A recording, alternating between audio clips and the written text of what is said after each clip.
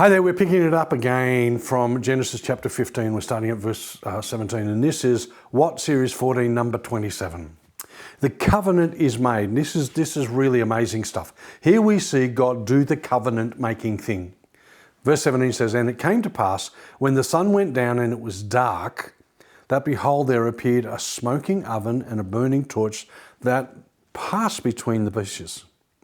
On the same day, the Lord made a covenant with Abram, saying, To your descendants I have given this land, from the river Egypt to the great river, the river Euphrates, the Kenites, the Kenizzites, the Cadmonites, the Hittites, the Perizzites, the Rephaim, the Amorites, the Canaanites, the Girgashites, and the Jebusites."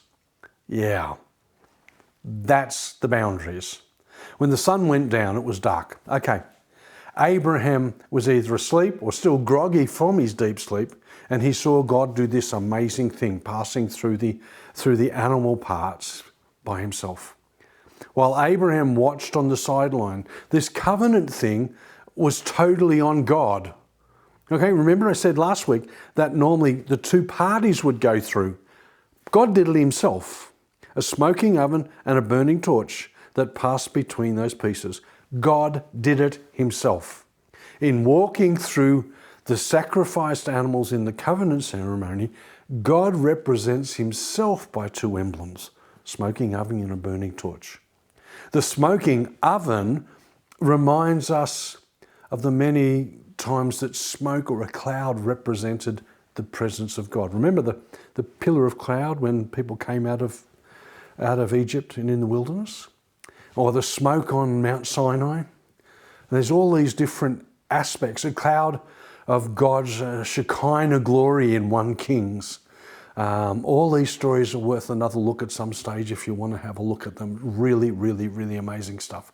The burning torch reminds us of the many times fire represented the presence of God.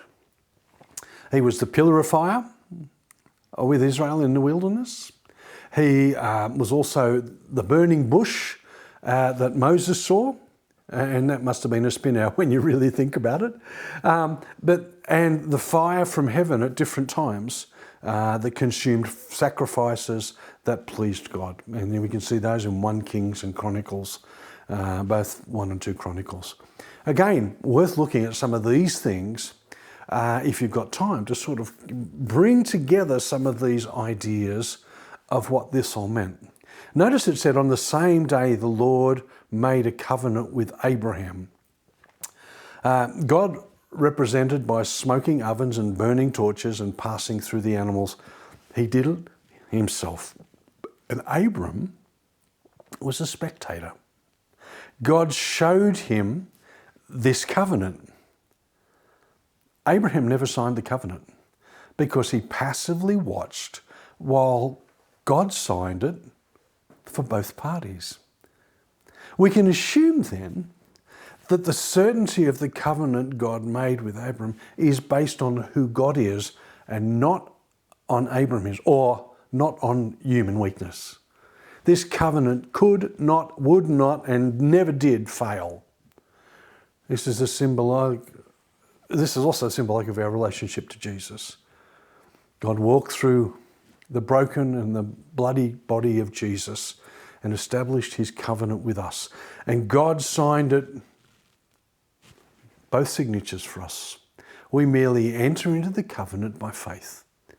We don't make the covenant. God made the covenant. It said the Lord made a covenant with Abram. By entering into this contract, there is a sense in which God said, if I don't keep my word, let me be put asunder like these animals or split in half. God put his deity on the line as confirmation of his oath to Abram. That is huge. God alone signed this. There's no haggling to get more stuff. God said, this is what it is. He established it. Abram accepted it. Abraham could not break a covenant that he never signed. Have you ever thought of that? A divine covenant is not a mutual agreement on equal terms between two parties, but it is a divine promise assured. A theologian called Alexander Maclaren said that. He also said, I've given you this land from the river, all of those places. In other words, he's actually given the specific geography of this whole promise, and he's put boundaries around it. Absolutely. It was real, and those boundaries are still noticeable on our maps today. And for a very brief time under Solomon, and possibly under Jeroboam too, the children of Israel ruled this whole territory as a token of the final and permanent, I suppose, possession that they will have in the future. Where does it leave us now? Where is it now?